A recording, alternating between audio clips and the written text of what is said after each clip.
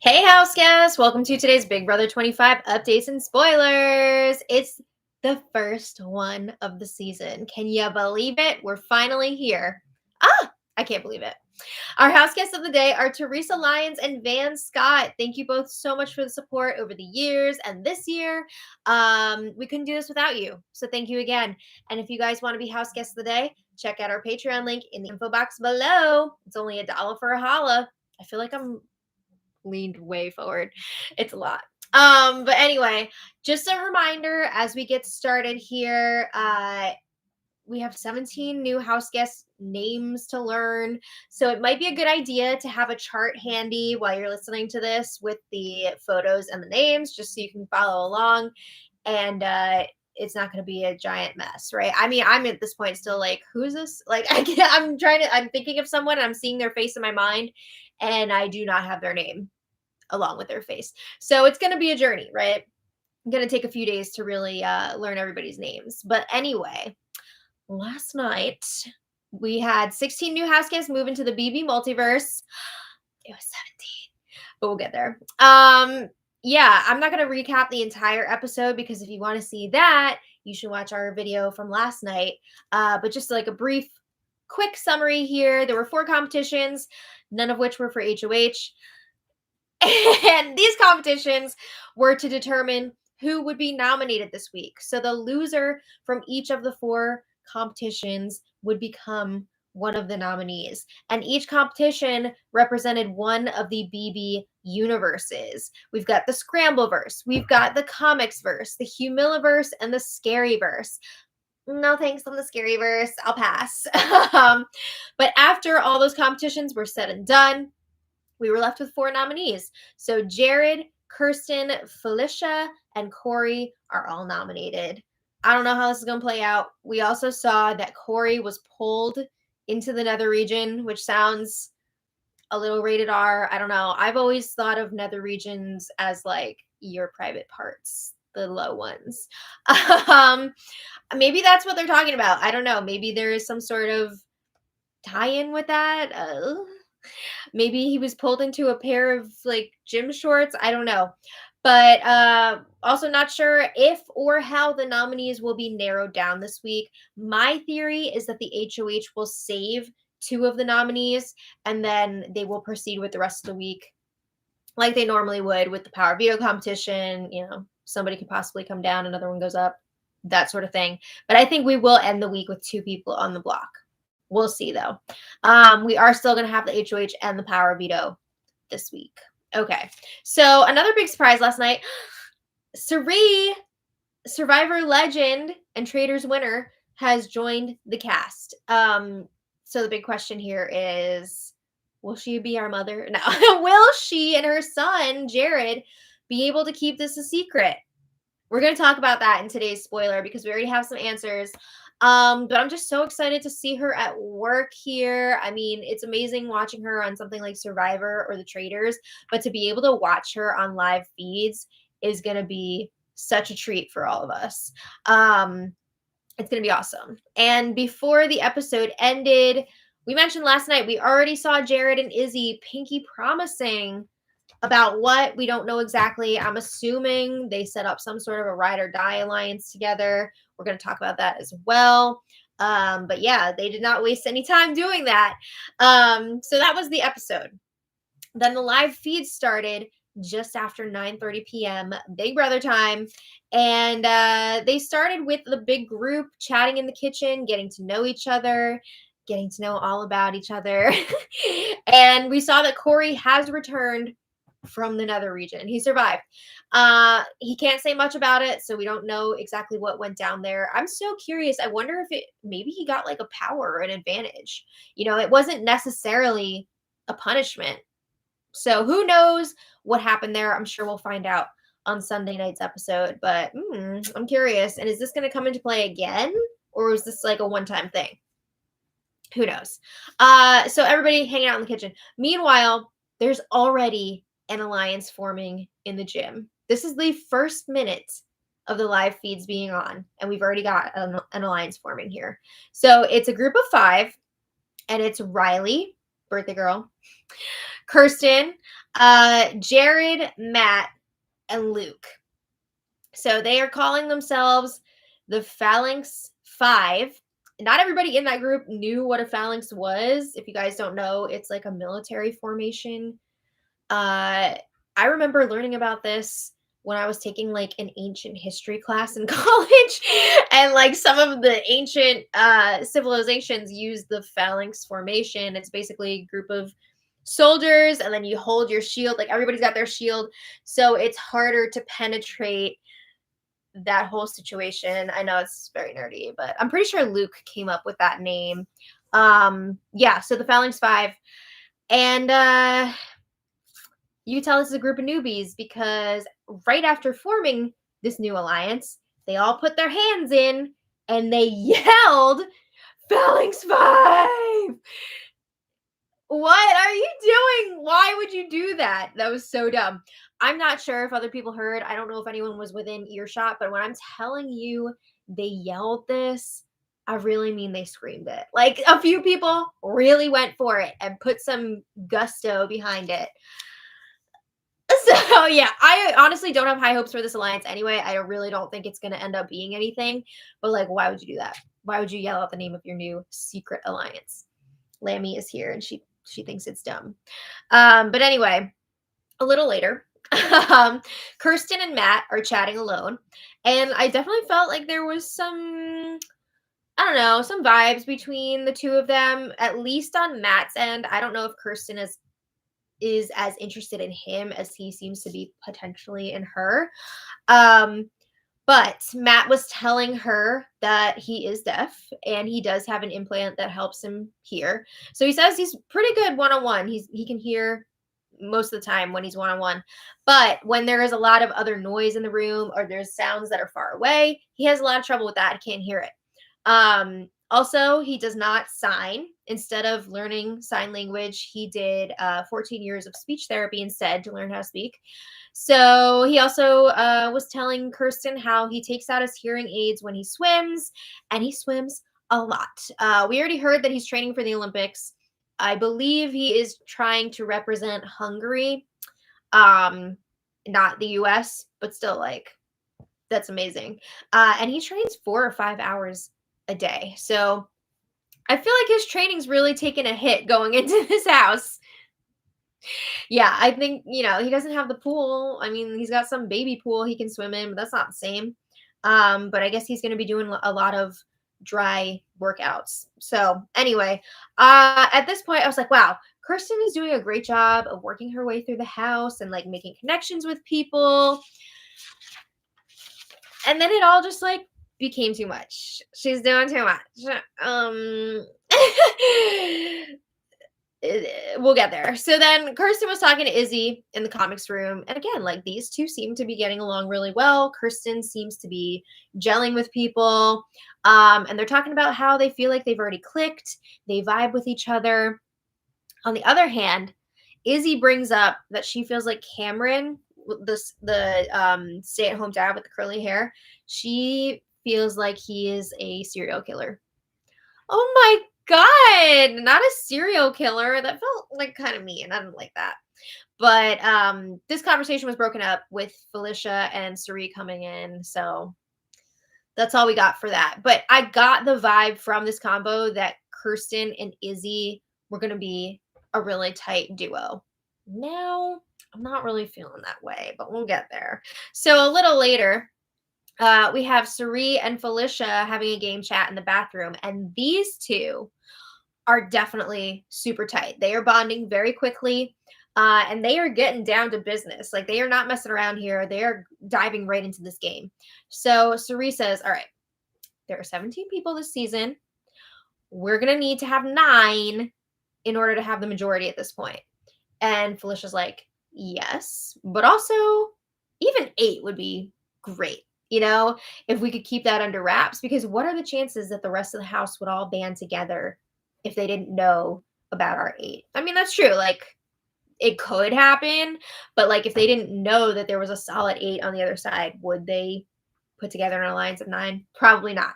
So Suri and Felicia are talking about having a core group of 4, and then each person in that group would get close to somebody outside of the core, right? So that would make a group of 8, somebody alliance. But again, it would be like the cookout brigade strategy where the alliance is really just the core 4, and then the other 4 people are numbers, but they are expendable, right? It's a very smart alliance. It's been strategy. It's been used multiple times. It's been very successful, so it makes sense if everybody is fully on board with it and loyal to it. So Felicia says she really likes Jared. She would love for them to work with him. Does she know? Does she know that that's Cerie's son? I'm like, I don't know. But anyway, Cameron comes in and he busts up that game conversation. But then Cameron, Cerie, and Felicia have a really great chat. I was really enjoying listening to the 3 of them. They were discussing Survivor, military stuff. Because remember, Felicia and Cameron are both former military. They're all talking about life. I was enjoying it. I thought they had a good thing going. At one point, Jared, Cerie's son, comes in to use the bathroom, and Cerie's all like, "Hey, Jared, that's her son." But obviously, she doesn't want people to know that. It's cracking me up, these little moments that are going to happen again and again and again until these 2 are found out. But anyway, Jared and Kirsten check in with each other in the bathroom. Remember, these 2 are both up on the block right now. So they can't just like sit back and relax and get to know everybody. They're already trying to set some things up here, right? They need to make sure they're going to have votes to stay this week if they're still up on the block on Thursday. So they seem pretty open with each other. I feel like these 2 seemed really comfortable. You know, speaking openly on a game level. Kirsten said it's the most real conversation she feels like she's had so far. So she lets Jared know, I feel like Luke is avoiding me. And she's thinking maybe there's some weirdness there because she and Luke are from the same state. And she pointed that out. And she's like, oh, maybe Luke is weirded out because of course, any little thing can make people paranoid, especially in the beginning of the game when everyone's looking for reasons to target someone, right? So her saying, "Oh, me and Luke are from the same state." Luke might be worried that people are going to target them now because they think that they know each other or something. So she's thinking maybe that could be why. Jared expresses some concerns about Bowie. He feels weird about her, and he pronounced her name Bowie, which made me laugh. But anyway, he feels like he hasn't really been able to have a conversation with Bowie Jane yet, and he doesn't want to force it. All the other conversations that he's had so far with everyone else have all come naturally. So he's not feeling great about Bowie Jane. I don't think Bowie Jane's been talking game with anybody really. She's very much in the camp from what I've seen of like, nobody's talking game yet. We're all just getting to know each other. No one's making alliances yet. Yeah, they are. But anyway, Jared says his strategy right now, he really wants to be close with whoever has the most friends, right? Because you need those numbers, especially early on in the game like this. And he feels like that person right now with the most friends is Riley. And Kristen, or sorry, not Kristen, that's my sister's name. Kirsten agrees. Yeah, everybody likes Riley. I like Riley. She's great. So they're thinking we should both probably get close to Riley. All right. So then moving on, Corey gets to talk to Cerie. He is hot off his stint in the Nether region, and now he is fanboying over Cerie in the Have Not room, the Humiliverse. And yes, they do have to spin that wheel and kick themselves in the butt with whatever number it lands on before they can leave that room. Wild. So yeah, we know that Corey is a Survivor and Big Brother super fan. So he's all over Cerie. He's like, I promise I will treat you like a real human being. But right now, oh my God, we need to talk about Survivor. So he's telling Cerie, you were robbed. You should have won Micronesia. You should have won this season. You should have won that season. Interestingly, Corey did not tell Cerie about his brother Zach being on Survivor. I don't know if maybe he's saving that as like a Hail Mary or something. But he was playing it up with Suri that, oh, I'm the baby of the house. I'm only 21 years old. And we knew he was going to do this. That is part of his strategy going in. And Suri was like, oh, that's so cute. I think she sees right through this. So Jared did come in briefly at one point, and he's like, oh, you guys are talking about Survivor? How was it? How was it being on Survivor? I mean, he's got to keep up the charade for as long as he can, right? So yeah, Jared leaves. Anyway, Corey says to Suri, I want to be on a season where you do well, aka like, I want to work with you. I want you to be around for a while. Like, let's do this. Suri did not really like reciprocate that. She didn't, confirm that she wants to work with him or anything. She was playing it cool. They also just touch on the traders and Snake in the Grass, which was kind of like a similar premise. And yeah, I'm sure Suri is like, oh, so he like knows how good I am. Not only has he seen her on Survivor, but he's seen her on these other shows too. And I mean, if you watched her on The Traders, you know she is masterful at this kind of game. So anyway, she's going to be looking out for Corey. So as a threat. Anyway, Suri and Nicole have a game chat in the comics room. And I just want to point out that a lot of people have been calling Nicole Mimi. So if you hear that name, that's who they're talking about. So Suri and Mimi are discussing the core 4 that Suri was talking about earlier with Felicia. So we now know that this potential core 4 would be Suri, Felicia, Nicole, and Kirsten. So Suri is like, all right, each of us needs to get close to another person outside of the group. Suri is thinking maybe her person could be Izzy, because Izzy has been pretty open with her so far, wanting to work with her. I'm sorry, Lammy just made me laugh. And then they were also talking about how maybe Matt could be Kirsten's person, because it seems like he's kind of vibing with her. Yeah, we don't hear who Nicole or Felicia's people could be, but anyway, Suri says we need to watch out for Corey. He is a gamer. They're both starting to notice how smart Corey is. They know he goes to Vanderbilt. They know he's majoring in communications and political science. Suri thinks that he might be in Mensa. I don't think he is. To my knowledge, he's not. But yeah, he's pretty darn smart. Also, again, Suri knows he's got a lot of knowledge about her gameplay. So Suri brings up that Corey kind of expressed interest in working with her, but she did not commit to him. Suri and Mimi both like Bowie, but they haven't really gotten a read on her yet. Because again, she's not really like talking game with people, unfortunately. So yeah, that was that. All right, now let's get into the late night stuff. All right, Jared and Izzy were having a game chat, checking in with each other. And again, just a reminder, these two were the ones who did the pinky promise at the end of the premiere episode. So they are definitely working together very closely. So closely, in fact, that Jared is already spilling to Izzy about the Phalanx 5. He doesn't drop the name, but he did talk about who is supposed to be in it. It's a 5 with Jared, Riley, Kirsten, Matt, and Luke. So he's spilling about that. Izzy's taking it all in. And Jared says, I really like you, Matt, and Blue. And Izzy's like, cool, I'm with that. They agree at this point.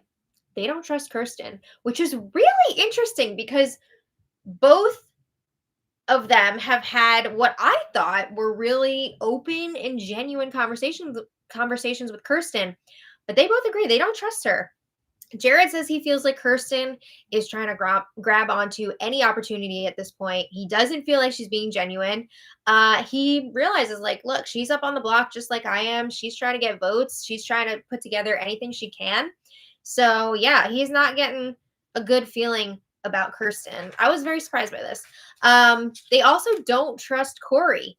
Izzy says she feels like Corey is going to try and target Suri, but she referred to Suri as Jared's mom. Jared's mommy. She knows. I don't know if Izzy clocked it. I believe she is a Survivor fan, so maybe she figured it out on her own, or if Jared told her, but she is in the know that Cirie is Jared's mom.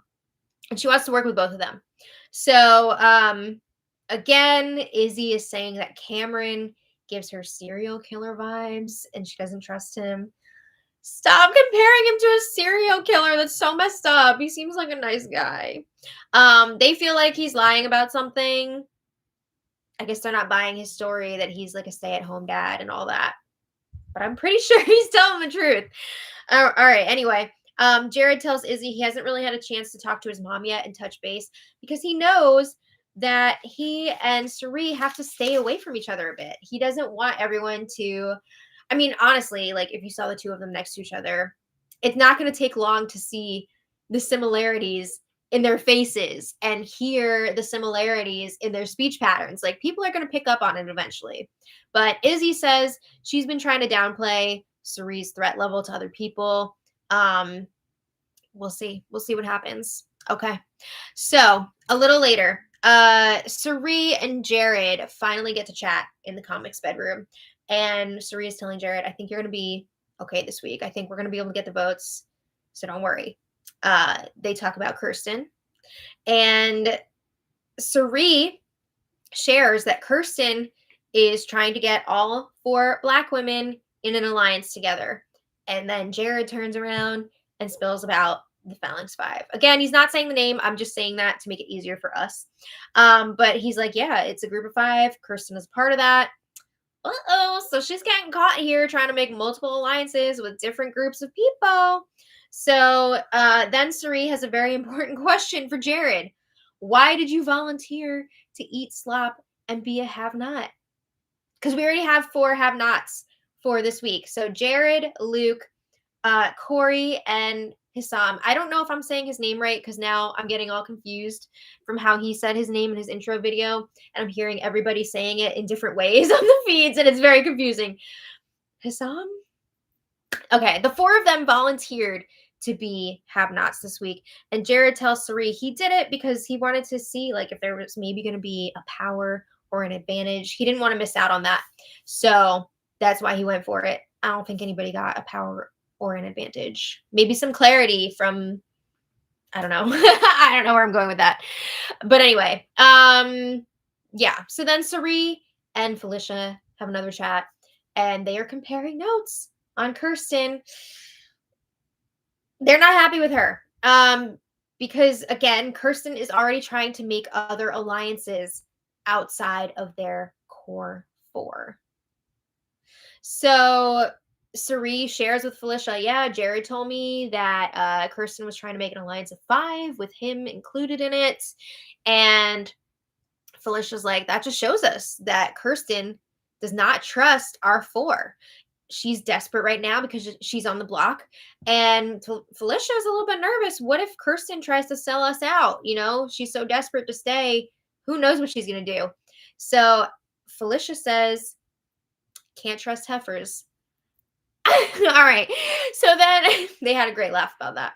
All right. So then Cirie and Felicia actually discuss potentially getting rid of Kirsten. I mean, she's already up on the block at this point. If she's still there Thursday, she could be in trouble. And then once Kirsten is gone, maybe they can get something going with Nicole, Jared, and Izzy.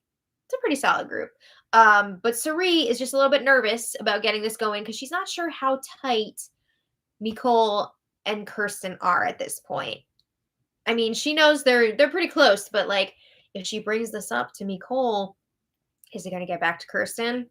She's worried about that. So anyway, Felicia leaves. Jared is back in to talk to Cirie again. And, we already know it's established that they are worried about Kirsten. They see her running around already. It's the first night and she's all over the place. But yeah, other than Kirsten, they're also worried about Corey and Cameron. Come here. They think that Corey is a snake. They know that Corey is very knowledgeable about Cirie's reality TV career and how amazing she is at all this. So yeah, they're going to be looking out for those two.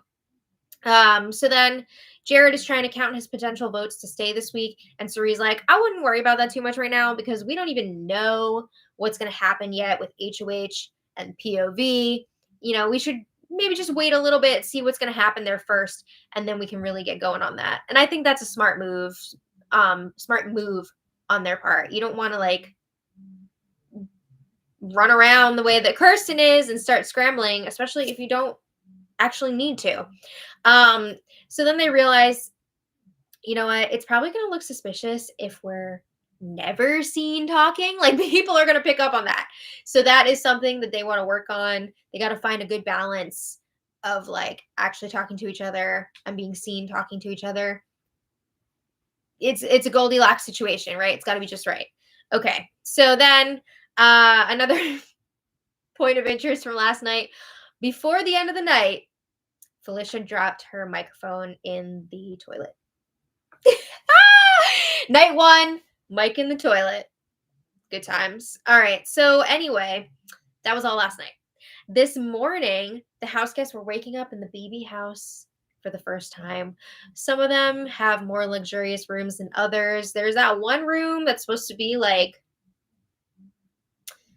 hospital, I guess, but a really broke down hospital. And that is the Scaryverse bedroom. Again, no thank you on the Scaryverse. I'm good. And the house guests that are sleeping in the Scaryverse bedroom apparently have to wear hospital gowns over their clothes while they sleep, which is just wild. So it was really weird to see Riley and Jag have a game chat this morning in their hospital gowns. But I have to say, these two seem really tight. I feel like they've been inseparable since last night. Last night, they were just getting to know each other, learning how to juggle, which was fun. But now they are starting to talk some game. And they both agree they're really liking America so far. They like Corey. They like Luke. They like Jared. So this is interesting because of all the people that they listed, other than Jared, I feel like these people are all on the other side of everyone that we've been talking about so far, right? So it feels like there could potentially be two sides forming, just split down the middle, which is wild. But anyway, it's just so interesting to see that there's not a ton of overlap there so far. But Riley and Jag agree they are hella good with each other. They fist bump. Yes, they're loving it. But they don't really want to set any alliances with other people in stone yet until they see who wins the HOH. They don't want to be in a situation where they are aligning with the wrong group of people, right? And somebody else who they're not aligned with is in power. They figure there's no reasons to take side or no reason to take sides until after the HOH competition. Okay, we're gonna get there. So then this morning, Cirie and Izzy had a little check-in in the bathroom, and they are both digging Hissam, or Hissam. And I have to say that Cirie and Hissam had a very genuine conversation this morning about working in healthcare during COVID. It was heartbreaking to hear their stories from work. We know that Cirie is a nurse. We know that Hissam is a doctor, but he's telling everybody that he's a nurse's aide. But yeah, I think Cirie's going to figure out that he's a doctor just from the way he talks and being around doctors at her own job. I think she's going to figure it out. But it was really fascinating to hear them talk about their experiences. And I think this is going to be a bonding point for them. I really liked listening to them, chatting. I love Hissam overall. I feel like he's just super, super genuine so far. And, I enjoy that. He's just not your typical person that would be cast on the show. All right. So Cirie and Izzy were also talking about how they like Bowie. Cirie's we got to get her. We got to get her working with us. And Izzy is that's cool, but I haven't really been talking any game with her. I haven't really had a one-on-one with her. And Cirie's yeah, but I don't think anybody has. Again, Bowie seems to be of the opinion that no one's really talking game or forming alliances yet, which is not the case. But Cirie feels like Bowie could be a good number for them. And I would agree. I think Bowie, once she gets into a group, is probably going to be pretty loyal. Now to some of the house guests that they're not as happy about, excited about. I don't know. Again, Izzy says Kirsten is a mess. She feels like Kirsten is just going to spiral more and more if she stays up on the block. I do agree that she is doing the most right now, but I also have to say Izzy is potentially going to be very messy as well. I see a lot of similarities there. And again, it's surprising that Izzy is coming out so anti Kirsten because those two seem tight. Like whenever they talk, it's wild. But anyway, Hissam comes in and they talk about how the three of them really feel good with each other. And Izzy's like, yeah, us three are solid. Izzy, Hissam, and Sari. I'd be into it. All right. So then this is just looking worse and worse for Kirsten. At one point this afternoon, Sari was talking to Jared and she let him know, hey, Kirsten is like sniffing around here a little bit. She was asking me like, oh, didn't you say you have a 24-year-old son? So she might be on to them being mother-son. That's not good. That's not good for Kirsten because that's just another strike against her. So yeah, the feeds went down for a few hours today for the HOH competition, and they just came back a little while ago, and we find out that Riley is the first HOH of the season. Oh my goodness! Yeah, so good for her. Day after her birthday. Birthdays are magical in the Big Brother house. I'm not sure how it's all going to work this week. We know, of course, that Jared, Felicia, Kirsten, and Corey are all already nominated. So I don't know exactly what's going to happen. Like, is Riley going to save two of them? I don't know. And then they're going to go into the veto. We'll have to see what happens. I'm sure we'll know in the next day or so. It's going to be interesting. Come on in. Yay. Here's our Bowie. Yay. Thank you. Oh, hi. Hello. So I just want to remind everybody there is not an episode tonight. Usually, of course, there would be an episode on a Thursday night. But because they did the move-in live last night, they didn't have enough time to get everything together, right? So the next episode is not until Sunday. But we will be back with another live feed spoiler tomorrow. Oh, tomorrow? Tomorrow. So that's fun. But yeah, oh my goodness. First day of live feeds. Wild. So I want to thank all of our super chatters for all their support today. So let me see if I can read your handwriting. We have Sloppy, sorry. It's all right. Andres Lambaria. I think that's what the song. Andres, thank you so much. He says, happy to see you back. We're happy to be back, and we're happy to see you all back. So thank you so much. Alex Garza, thank you so much for the super chat. Oh, Susan Pengilly, thank you so much for the super chat. Jefferson Tucker, our stage manager. Woo! Yeah, we're back. Thank you. Angela H, thank you so much for the super chat. And Angela says, so excited. Your updates are back. Me too. They are the only way I'm able to keep up. This season is looking to be off to a great start. I think so too. I have such a good feeling about this cast, and I hope we're not going to play this back in a few weeks and be like, oh, this is a real piece of crap. Like, it reminds me of one of my favorite video clips from Real Housewives of Beverly Hills when Kyle is talking. She's like, oh, we were all so happy, blah, blah, blah. What went wrong? You know what I'm talking about? It's amazing. But I hope we're not going to be in that situation because it seems like a good group. Thank you again, Angela. Jody Cortez, thank you so much for the super chat. Jody says, now feeds are free on Pluto TV. Why do we still pay? Yeah, I think it's awesome that they have the Pluto TV option out there now. We're going to look into that. I'm not sure what the deal is. I know there's ads. Yeah, I know the free one has ads, but I think you can also go up to a higher tier that like doesn't have ads that you can pay for. I don't know.